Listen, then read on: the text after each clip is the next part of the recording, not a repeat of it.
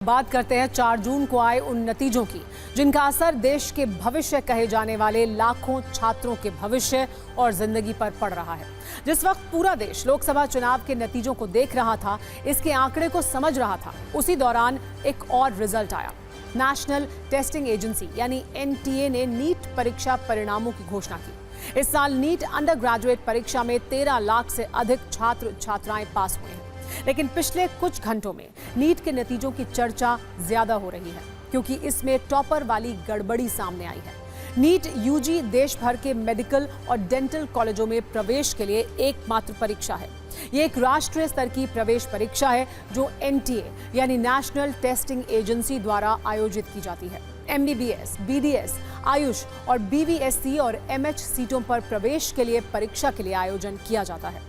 आसान भाषा में समझिए कि डॉक्टर बनने की चाहत रखने वाले छात्रों के लिए ये एकमात्र रास्ता है।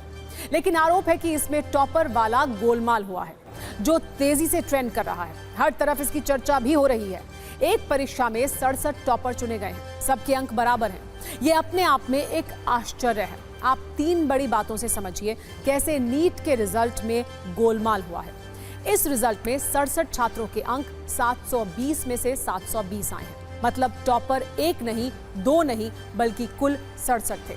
ये परिणाम किसी के गले नहीं उतर रहा था। दूसरी बड़ी बात ये कि एक ही सेंटर के 8 छात्रों के 720 में से 720 अंक थे। शक जताया जा रहा है कि भला ये कैसे संभव है। तीसरी बड़ी बात यह है कि कुछ छात्रों को 720 में से 718 अंक और कुछ को 720 में से 719 अंक मिले, जो अपने आप में गंभीर सवाल है। दरअसल इस परीक्षा में एक प्रश्न 4 अंक का होता है। गलत उत्तर देने पर 1 नंबर कटता है। मान लीजिए किसी छात्र ने एक प्रश्न का गलत जवाब दिया तो उसके 716 नंबर आ सकते हैं। माइनस मार्किंग की वजह से 1 नंबर और कट सकता है और 715 अंक मिल सकते हैं। लेकिन सवाल ये उठाया जा रहा है कि 718 और 719 नंबर कैसे मिले।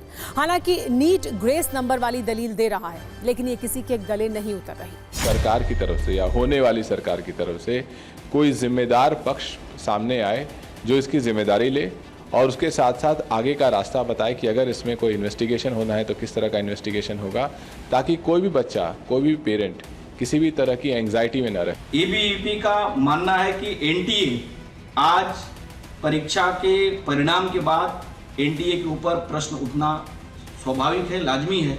इस एनटीए की भूमिका को लेकर के एक जांच के बाद कार्रवाई करने की दिशा में प्रयास करना होगा। नीट परीक्षा 5 मई को हुई थी। लगभग 24 लाख छात्र इस परीक्षा में शामिल हुए थे। इसमें पेपर लीक की खबर भी सामने आई थी। मतलब परीक्षा से लेकर परीक्षा परिणाम तक छात्रों का भविष्य अधर में लटका रहा। तो सवाल है कि क्या छात्रों की मेहनत, उनके सपने, उनकी उम्मीदें, सब कुछ परीक्षा घोटालों की भेंट चढ़ चुका है। आखिर कब तक इसी तरह छात्रों के सपनों से खिलवाड़ होता रहेगा? इन छात्रों को जवाब कौन देगा? इनकी मेहनत का हिसाब कौन देगा? हालांकि विरोध और सवालों के बाद एनटीए ने सफाई दी है। एनटीए की ओर से कहा गया है कि 5 मई 2024 को एनटीए को कोर्ट गए कुछ छात्रों की शिकायतें मिली। एग्जाम के दौरान समय की बर्बादी का मुद्दा उठाया गया था। एनटीए ने ऐसे मामलों का संज्ञान लिया और कोर्ट के 13 जनवरी 2018 को दिए गए फैसले के तहत नॉर्मलाइजेशन फॉर्मूले को लागू किया। ऐसे छात्रों को ग्रेस मार्क्स दिए गए, इसलिए 718 और 719 नंबर मिले। ये कोई सामान्य परीक्षा नहीं होती है। छात्र अपनी जिंदगी की सारी पूंजी इसमें निवेश कर देते हैं।